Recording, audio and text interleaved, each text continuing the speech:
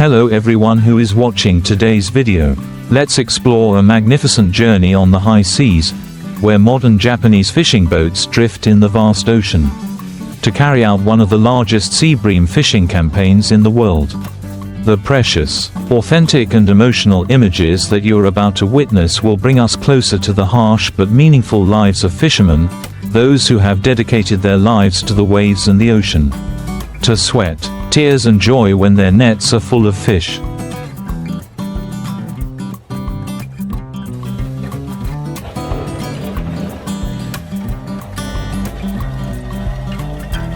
Not everyone knows that in order to catch hundreds of tons of sea bream every day, Japanese fishermen have to work in harsh weather conditions, in fierce winds and waves, under the bitter cold or the scorching sun, on ships drifting in the middle of the ocean with no land in sight.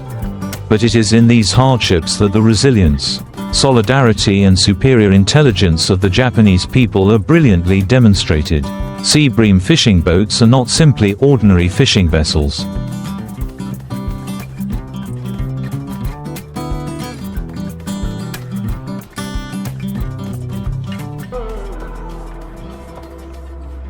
They are a modern system with advanced technology, with giant trawl nets several kilometers long, controlled by highly automated machinery, ensuring high efficiency while still controlling the impact on the marine environment. Sea bream, a fish with very high economic value in Japan and other Asian countries, is not only considered a traditional dish during festivals but also a symbol of prosperity.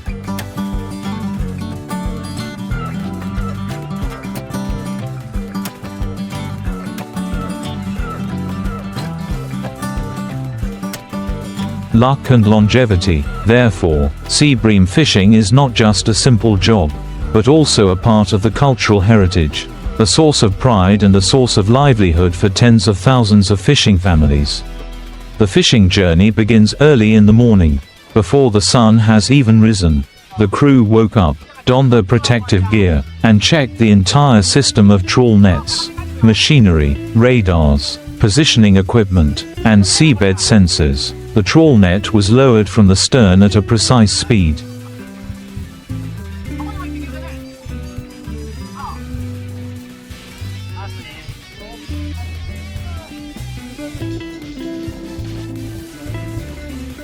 And the net expanded like a giant wing, sweeping across the seabed where the sea bream gathered. The most important thing was to correctly locate the school of fish. This required a combination of the captain's extensive experience, sensor data, and sonar images. When the school of sea bream was detected, the entire system operated smoothly and precisely. The net was pulled to a certain depth, at a suitable speed so as not to damage the seabed but still ensure a large amount of fish were collected.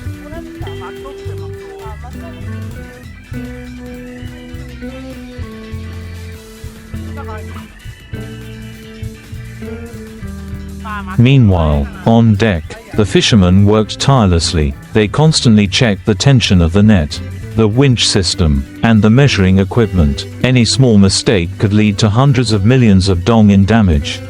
Sometimes in just 1 hour, the ship can collect dozens of tons of sea bream, filling the deck with sparkling scales, a distinctive fishy smell and joyful cheers echoing throughout the space.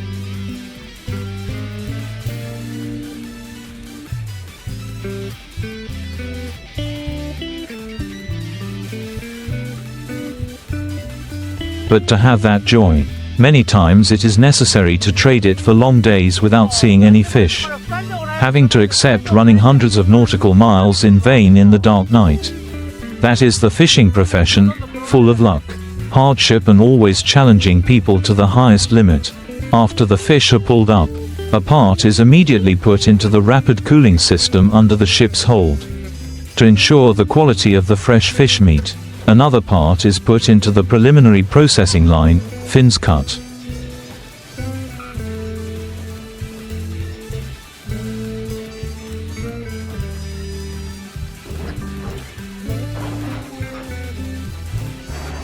bellies cut, organs removed and instant freezing using modern Japanese technology.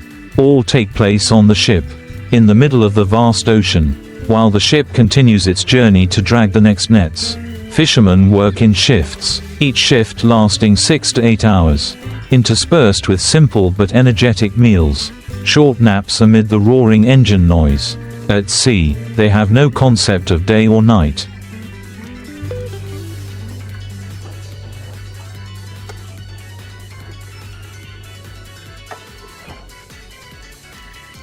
No holidays, no internet or amenities like on land.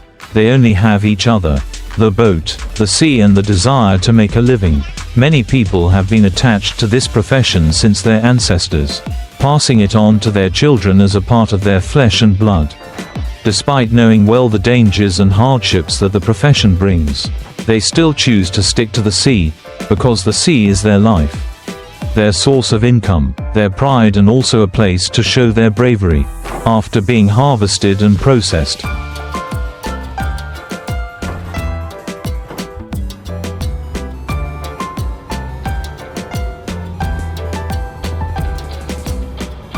Sea bream will be carefully classified according to size, weight and freshness. Beautiful, large, live fish are sold at very high prices, usually for high-end restaurants or exported to markets such as China, Korea and Southeast Asia. Smaller or frozen fish are sold to the mainland to be processed into popular dishes such as sashimi, salt grilled fish, steamed fish, or even raw materials for canned fish factories.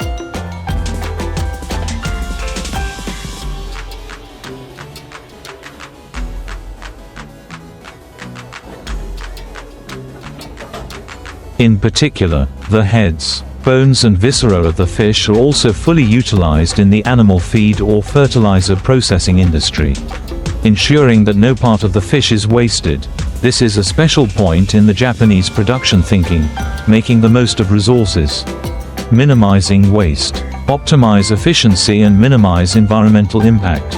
Over the years, Japan's sea bream fishing industry has faced many challenges, from climate change altering ocean currents,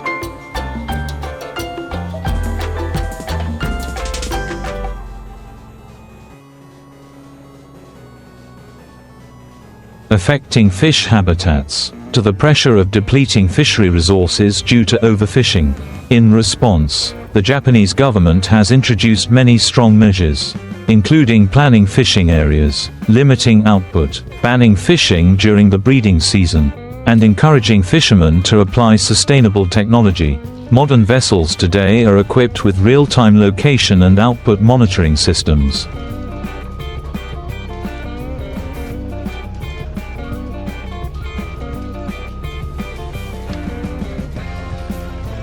making it easy for authorities to manage and make timely adjustments. At the same time, research on marine biology, spawning cycles, and migration of sea bream is being heavily invested in to make decisions based on science. This is why the sea bream fishing industry in Japan has not only survived but also thrived, becoming an exemplary model that many countries have learned from. Returning to the journey of the fisherman on the sea bream fishing boat in the middle of the ocean.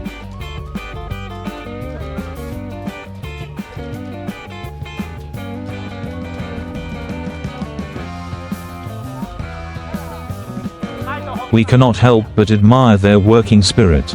They are not just fishermen, they are also engineers, ecological experts, sea warriors who always fight the waves to bring back precious food sources for the country. Even when encountering big storms, broken machinery, or even occupational accidents, they still persevere. There are people who have never been on land for months. There are people who have to temporarily leave their families for a whole year. But they have never complained once.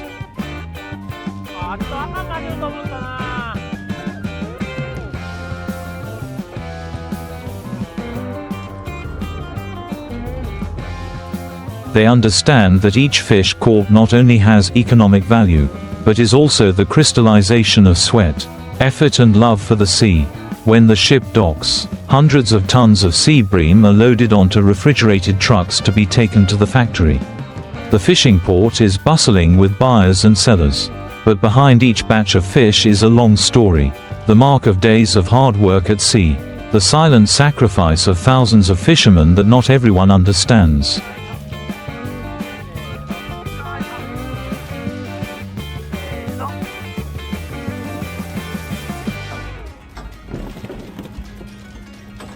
That is why we need to appreciate each piece of sea bream on the dining table more. Because behind it is a whole arduous and sacred journey. Ladies and gentlemen, today's video is just a small slice of the big picture of the Japanese seafood industry. Especially the sea bream fishing industry using trawl nets at sea.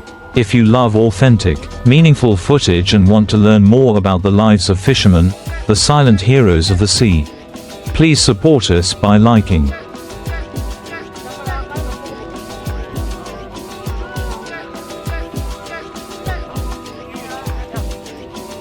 subscribing to the channel and sharing the video with more people.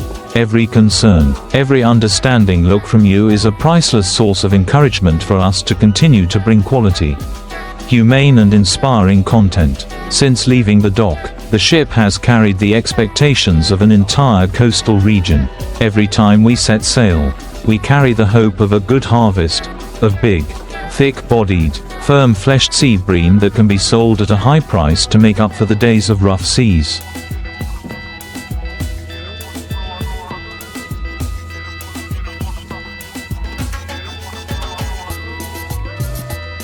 On board, every crew member understands that time is gold.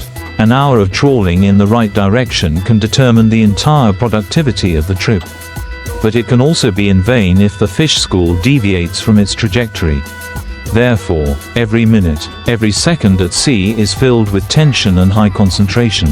At the bow of the ship is where the radar, GPS positioning device and sound detector system are located on the seabed.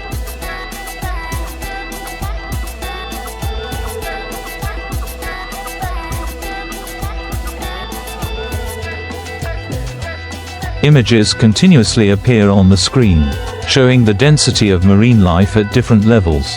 When a thick mass appears, usually a sign of a school of sea bream, the captain immediately orders the net to be dropped. The hydraulic winch system starts operating. The giant steel cable is slowly released, pulling the nearly kilometer-long net deep into the sea. The net is designed in a bag shape, with the bottom being heavy and the top being lighter to create a bulge.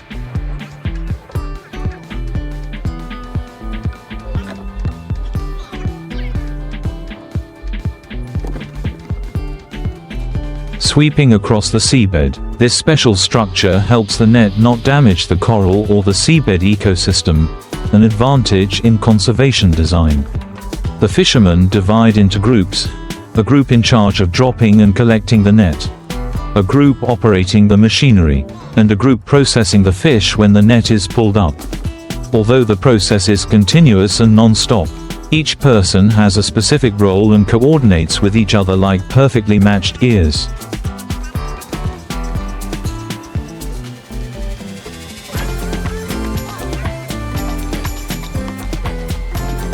Some people stand for 6 to 7 hours to monitor each mesh of the net via camera, ensuring that there are no entanglements, no tearing of the net or escape of fish. Some people working in the freezer compartment where the temperature is always below -40 degrees Celsius, to ensure the fish are preserved in the best condition. No one complains of fatigue, no one rests, because they understand that opportunities only come a few times on each trip.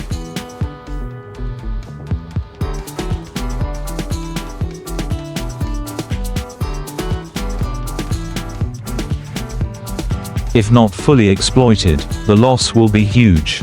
Many times, the nets are so full of fish that the winches have to work at maximum capacity. Hundreds of tons of sea bream, each as big as a calf, sparkling silver in the sunlight, fall loudly onto the deck like a living waterfall. Cheers, calls to each other, the rumbling sound of machinery create a vivid picture of labor, as beautiful as an epic in the middle of the ocean. But not always. There are days when the whole ship seems to be dead silent because the net is pulled up empty.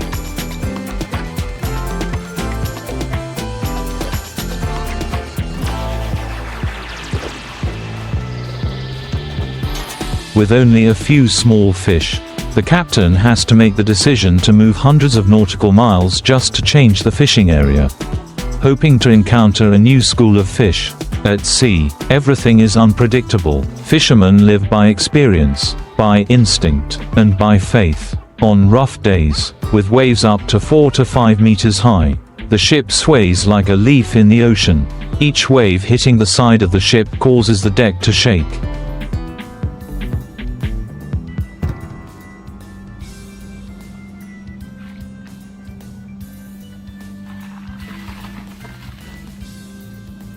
Furniture to be scattered, and seawater to flood the cold deck. At such times, pulling the net becomes extremely dangerous. But if the waves calm down, they may miss the golden time to fish.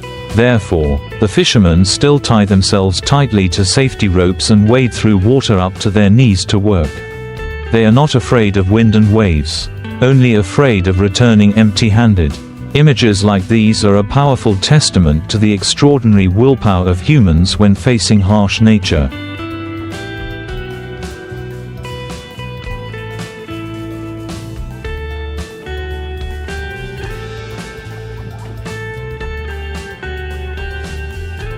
In addition to fishing skills, fishermen must also have a good understanding of ocean currents, hydrometeorology, tidal schedules, spawning seasons of sea bream, and regulations on protecting aquatic resources.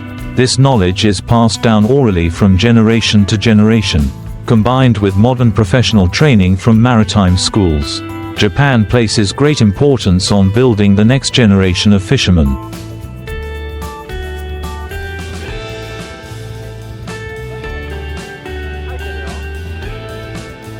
On every ship, young people go to work as apprentices. They learn how to steer the ship, how to monitor nets, how to identify fish, how to handle emergencies. Even though they are just apprentices, they have to do all the work of a real fisherman, from sweeping the deck, cleaning fish to recording catches. This is an arduous but extremely necessary training process. When the fishing season is at its peak, usually in late spring and early fall,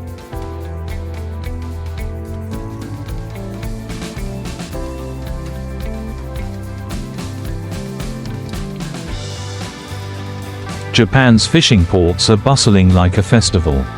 Sea bream fishing boats arrive continuously, bringing huge catches. Harbor workers quickly unload the fish into factories, where hundreds of workers are waiting to sort, package and ship them far and wide. In coastal towns like Wakayama, Shizuoka or Mie, famous for red sea bream, people's lives are closely tied to this rhythm.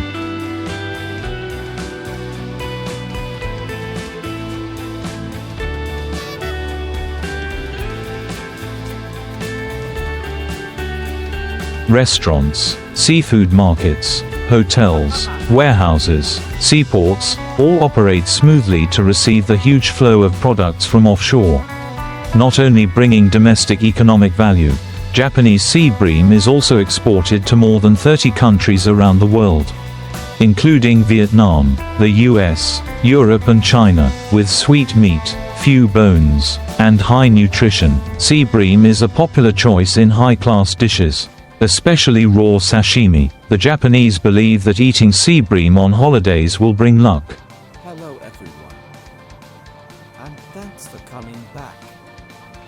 Today, we will explore one of the most dangerous and difficult jobs in the world. Prosperity and longevity. In weddings, opening ceremonies, longevity celebrations, sea bream is an indispensable dish.